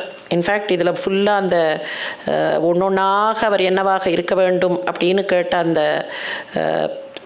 பதிகம் இது. முதல்ல என்ன கேட்குறார்? மீனாய் பிறக்கும் விதி. நான் அந்த திருவேங்கட மலையில் மீனாக இருக்கணும். அதுக்கு அடுத்தது கேட்டார், பொன்வட்டில் பிடிக்கக்கூடியவனாக இருக்கணும். இந்த பெருமாள் அப்படி உமிழ்ந்தார்னா அதை பிடிக்கக்கூடிய, அந்த உமிழை பிடிக்கக்கூடிய, கையில் அந்த தட்டை பிடிக்கக்கூடிய, அந்த காலத்தில் வெத்தலை போட்டுட்டு உமிழ்ந்தார்கள்னா அதற்கு பிடிக்கக்கூடியதற்கு ஒருத்தன் இருப்பான், அடப்பைக்காரன்னு பேர். அந்த அடப்பைக்காரனாக நான் இருக்க வேண்டும், அதை கேட்டார். அதுக்கப்புறம் பார்த்தார், வேண்டாம், மனுஷனாலாம் கூட வேண்டாம், செண்பக மரம் கண்ணனுக்கு பிடிக்கும், அதனால் செண்பக மரமாய். அப்புறம் யோசித்தார், செண்பக மரமாக இருப்பானே, ஏதோ ஒரு மரம், வை ஷுட் ஐ ஸ்பெசிஃபை செண்பக மரம்னு, தம்பகமாய் நிற்கும் தவமுடையன் ஆவேனே. அதுக்கப்புறம் பார்த்தார், இல்லை மரமாலாம் கூட இருக்க வேண்டாம், ஆறு, அங்கே ஒரு காட்டாறு. நீங்கள் காட்டாருக்கு பேரே கிடையாது. கங்கை, காவிரி அப்படின்னு மற்ற ஆறுகளுக்கெல்லாம் பேர் உண்டு, நாட்டில் ஓடுகிற ஆறுகளுக்கு பெயர் உண்டு, காட்டில் ஓடுற ஆறுக்கு பெயரே கிடையாது. காட்டாறு, ஒன் நான் ஸ்பெசிஃபிக் அன்ஸ்பெசிஃபைடு காட்டாரா நான் இருக்கேன், அது போரும். I don't have to be specified. Thirumangai Alvar, இல்லை குலசேகர ஆழ்வார், இல்லை பெரிய ஆழ்வார் அப்படின்லாம் பேரே வேண்டாம். I don't want my name. நான் ஒரு காட்டாராக இருக்கிறேன், காணாராய்ப்பாயும் கருத்துடையன் ஆவேனே. அதுக்கப்புறம் அப்படியே பார்த்தார், மலை மேல் நான் வழியாக கிடக்கிறேன்னர். ஆறு கூட வேண்டாம், ஏதோ ஒரு வரி, அந்த அங்கே வழி இருக்கா இல்லையா, மலை மேலே போகிறச்சே ஒரு ஒத்தையடி பாதை, மலை மேல் நெறியாய் கிடக்கும் நிலை, ஏதோ ஒரு ஒத்தையடி பாதை, அந்த ஆடு மாடு அதில் போகும், அதுவாக இருக்கேன்னர். அப்புறம் பார்த்தார், அது கூட வேண்டாம், அது கூட இந்த வழியாக போனேன் அப்படின்னு யாராவது சொல்கிறதுக்கு வாய்ப்பு இருக்குது, அதெல்லாம் வேண்டாம். அங்கே அந்த பெருமாளுடைய சந்நிதியில் படியாக கிடக்கிறேன், அங்கே கல்லாக கிடக்கிறேன். நான் அங்கே கல்லாக கிடந்தேன்னா அந்த கல் மேலே ஏறி நின்று ஜருகண்டி சொல்கிறச்சே எல்லாரும் எட்டி பார்க்குறாங்களா இல்லையா, படியாய் கிடந்து உன் பவளவாய் காண்பேனே. அவருக்கு எவ்வளோ தெரிஞ்சிருக்கு, இப்போல்லாம் அந்த படி மேலே ஏறி நின்று தானே பார்க்கிறார்கள். படியாய் கிடந்து உன் பவளவாய் காண்பேனே. நான் அக்ரிணை கல்லாக இருந்தால் போகிறோம். நம்ம சாதாரணமாக யாரையாவது திட்டுறச்சே கல் மனசு அப்படிம்போம். ஆனால் நான் கல்லாக கிடக்கிறேன்னு ஒருத்தர் கேட்குறார். படியாய் கிடந்து உன் பவளவாய் காண்பேனே. இன்றைக்கும் குலசேகரப்படின்னு பேர். ஆனால் அதுக்கப்புறம் பார்த்தார், ஹூ ஆம் ஐ to specify what I should be. அதுதான் வைஷ்ணவ சித்தாந்தத்தினுடைய கோர். ஹூ ஆம் ஐ டு ஸ்பெசிஃபை, சைவ சித்தாந்தத்துலேயும் அதுதான் கோர். ஹூ ஆம் ஐ to specify what I should be. நான் என்னவாக இருக்க வேண்டும், என்னவாக பிறக்க வேண்டும், என்னவாக செயல்பட வேண்டும் என்பதை நான் ஏன் நிர்ணயிக்க வேண்டும்? நானுன்னு ஒரு என்டிட்டி இருந்தால் தானே நிர்ணயிக்கும்.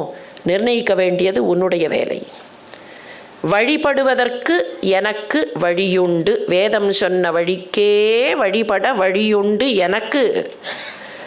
என்னை காப்பாற்ற வேண்டியதோ கைவிட வேண்டியதோ உனக்கு. It is your duty, your responsibility. புழுவாய் பிறக்கினும் உன்னை நான் மறவாமல் இருக்க வேண்டும். நான் புழுவாத்தான் பிறக்கணும்னு நீ என்னை புழுவாக பிறக்க வச்சேன்னா right, accept it. Why should I define? நான் என்னவாக பிறக்க வேண்டும் என்று நான் ஏன் சொல்ல வேண்டும்? அது உன்னோட கடமை. நான் ஏதோ ஒன்றா கிடக்கணும். ஓ மலை மேலே எம்பெருமான் பொன்மலை மேல் ஏதேனும் ஆகியனோ, ஒரு சின்ன கல்லா, இல்லை ஒரு சின்ன மண் பார்ட்டிக்கிளா, இல்லை அங்கே ஏதோ ஒரு சருகா, I don't want to say. எம்பெருமான் பொன்மலை மேல் ஏதேனும் ஆகேனோ. எம்பெருமான் பொன்மலை மேல் ஏதேனும் ஆகேனோன்னு சொல்லும்போதே சொல் இருப்பது போல் இருக்கிறது, ஆனால் அந்த சொல் இல்லாமல் போகிறது. பக்தி இலக்கியத்தை பொறுத்த வரைக்கும் சொல் இருக்கும், ஆனால் சொல் காணாமல் போக வேண்டும். படிக்கும்போது வாசிக்கும்போது இருக்கிற சொல் உள்ளே போனால் உருகி உருகி உருகி சொல்லும் காணாமல், அந்த சொல்லை உட்கொண்ட உள்ளமும் காணாமல் போகிறதே, அதுதான் பக்தி. அந்த பக்தியை, அந்த சொற்சுவையை நிரம்பவே ஆழ்வார்கள் காட்டுகிறார்கள்.